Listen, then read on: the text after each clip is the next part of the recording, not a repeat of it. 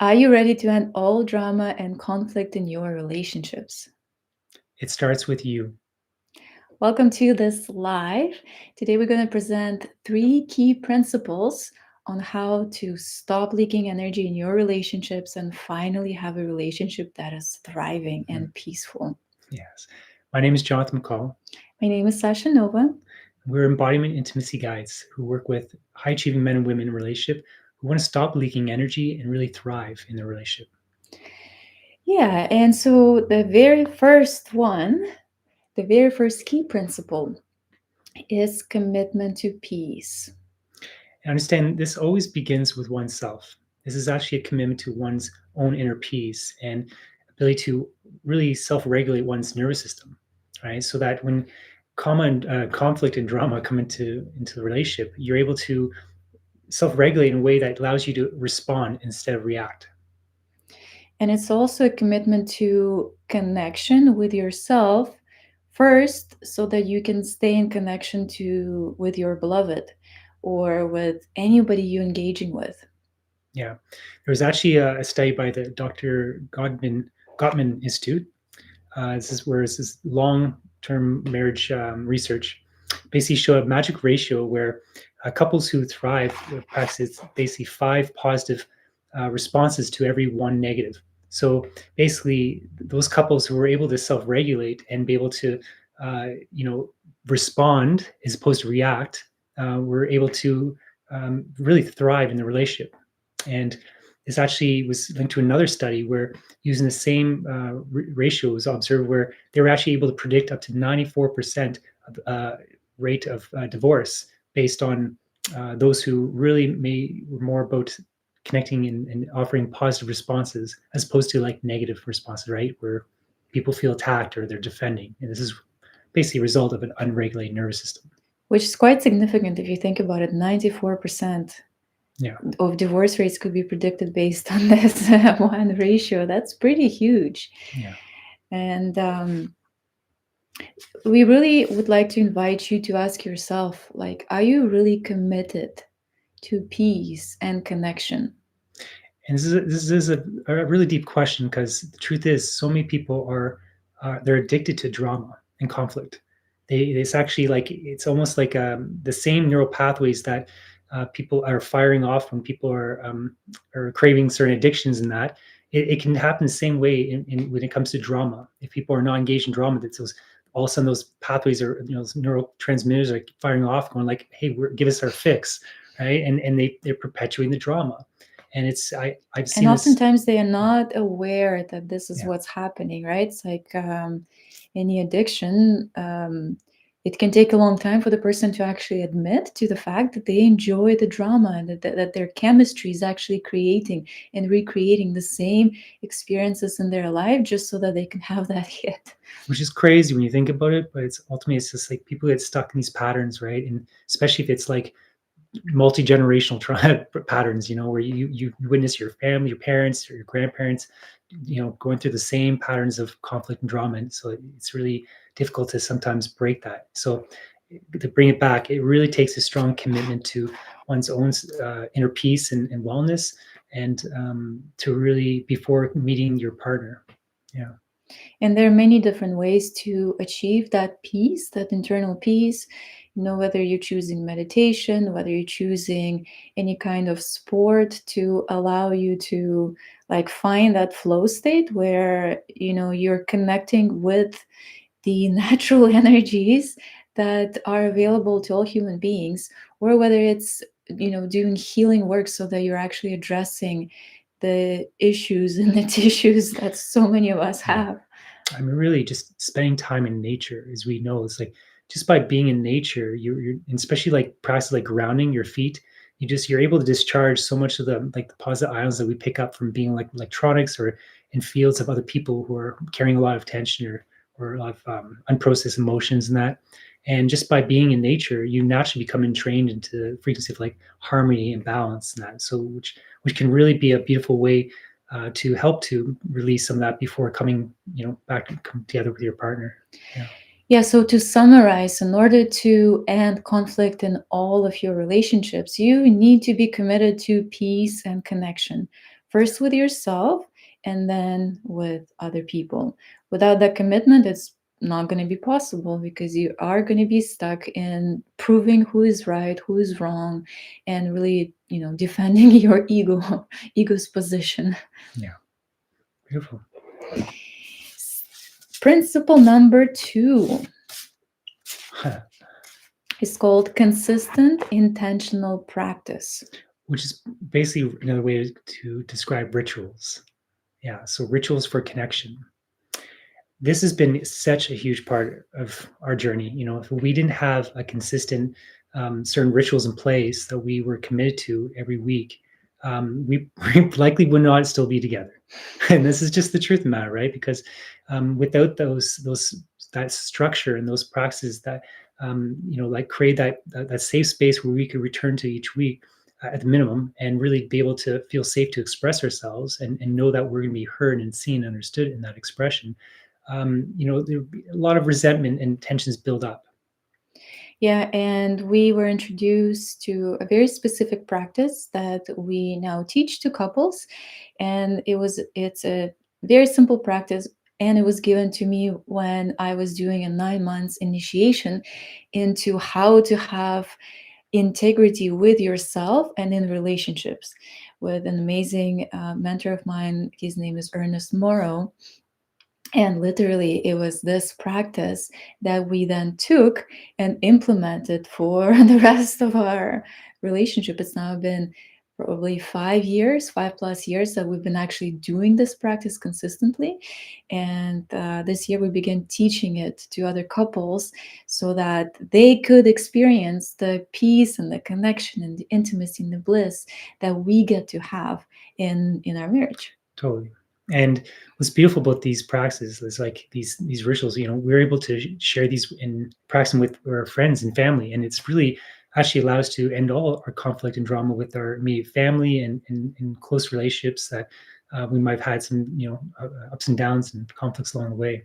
So, Yeah, because all people really want at the end of the day is to be seen, heard, and understood. And if you can create an environment where, there's this constant movement of energy between partners and they feel safe to express and they feel seen from both ends, then intimacy naturally happens and safety gets created. And from there, like the sky is the limit. We have a few sacred sexuality um, videos on our channel. You could check those out. Sacred sexuality for manifestation.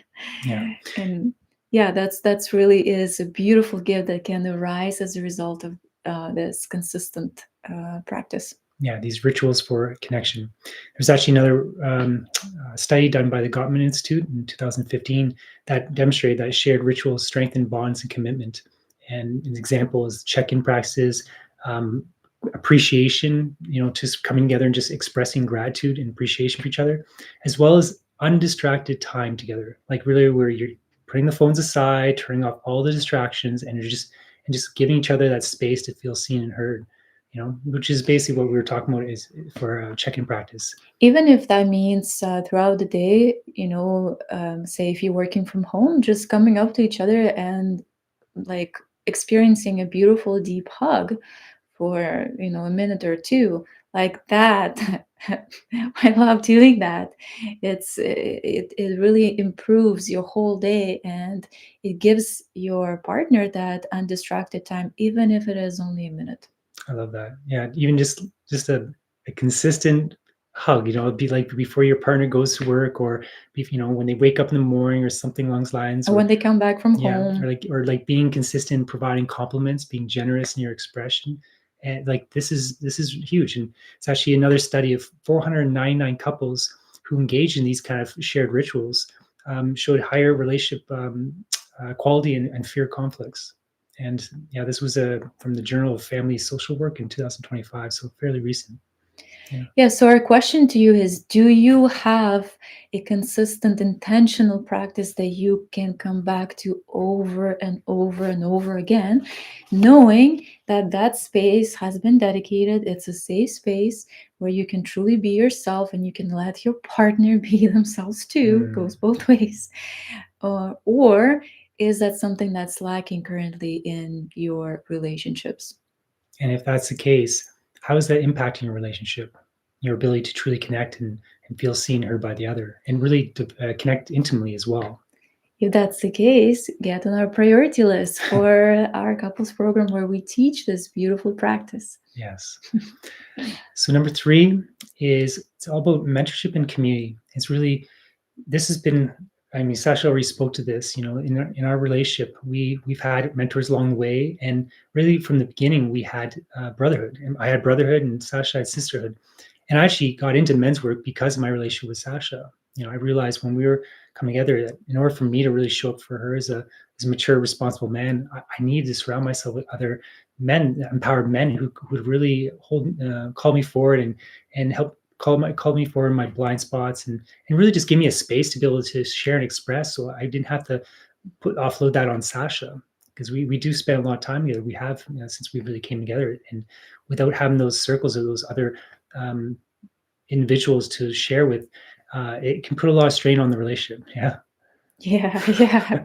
We learned that right from the beginning because we were both, on this pretty intense healing journey in Costa Rica where we were constantly, at that time, right, when we started, we were in Costa Rica and we were constantly looking at all the different limiting beliefs and programs that were not really serving us, that, came from our culture, came from our family line, ancestry line, and even the collective, the human collective.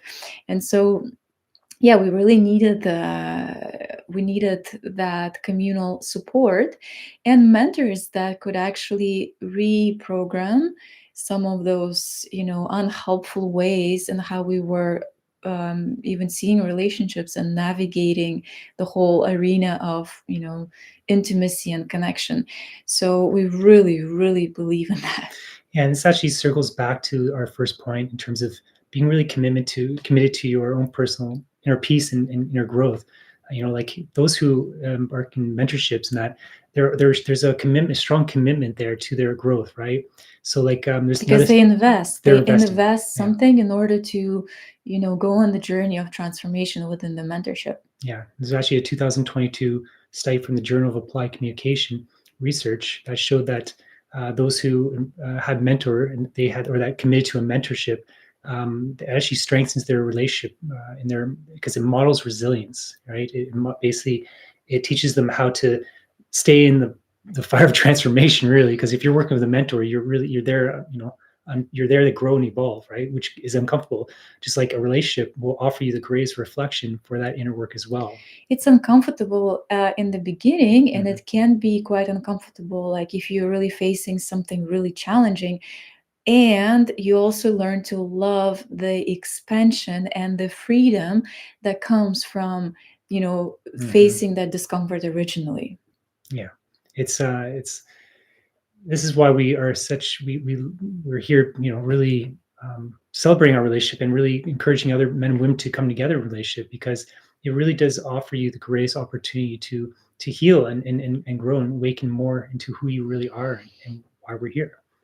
And And especially if it's a relationship that you really committed into, right? Like you chose, like, yes, I am choosing you, right? I'm choosing you. yeah, It's going to really press all the buttons within you that are still holding fear and all kinds of interesting limiting beliefs that, when you get to look at it and you mhm, choose to look at it, oh, like the levels of pleasure and abundance and just love for life that open up as a result is like nothing else. absolutely, like so much happiness in that. There's actually another study that's been going on for over 80 years in Harvard.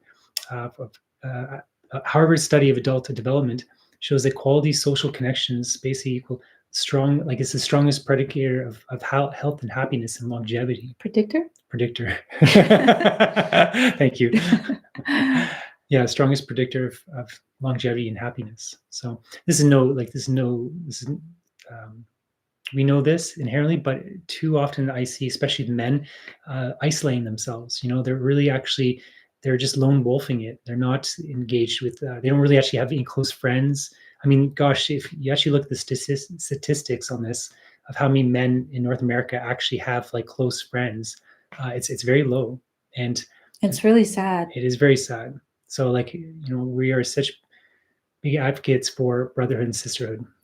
Yeah, so the question to you is, do you have a circle, like an inner circle or a community and mentors or elders that you can look up to, can ask advice, you can lean on to, Yeah. into when shit hits the fan and you are going through the clearing process, healing process, transformation, and yeah, you can really use that community for support. Do you have that? Yes, and if you don't, well, start with your closest friends, close networks, and be that empowered leader. And create your own circle, or even just have an agreement to friend where you can engage with and talk to, and just share and just practice for, especially for men, practicing vulnerability with empowerment. Vulnerability with strength.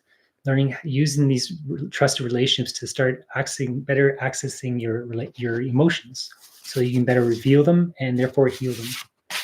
Yeah. Yeah, so just to summarize, today we shared 3 principles in order to have relationships that are peaceful, joyous, and end all drama and conflict. Yeah. So the first one was commitment to peace and connection, and remembering that it begins with yourself. The second principle is consistent intentional practice that allows you the space to connect, to express, to be in that safe environment with each other, giving undivided attention and care to each other. Through rituals for connection. Yeah. And the third one was all about mentorship and community. Like having those individuals in your life that are going to call you forward and help you continue to grow and expand into the men and women that you chose to be, come into this world to really embody. Yeah, so that is all for the teaching component. If what you heard resonated, we would love for you to leave a comment on what was the biggest insight, as well as share this with friends and family whom you think would benefit from this mini live. And we also welcome you to join our priority list for Root to Rise, which is the program where we teach this intentional practice that is at the core of why our relationship has been so strong, so resilient, and so amazing. And if you are a high achieving man or woman in relationship who really want to take your relationship to the next level in connection, intimacy, then Sasha and I actually have 2 spaces open right now for mentorships.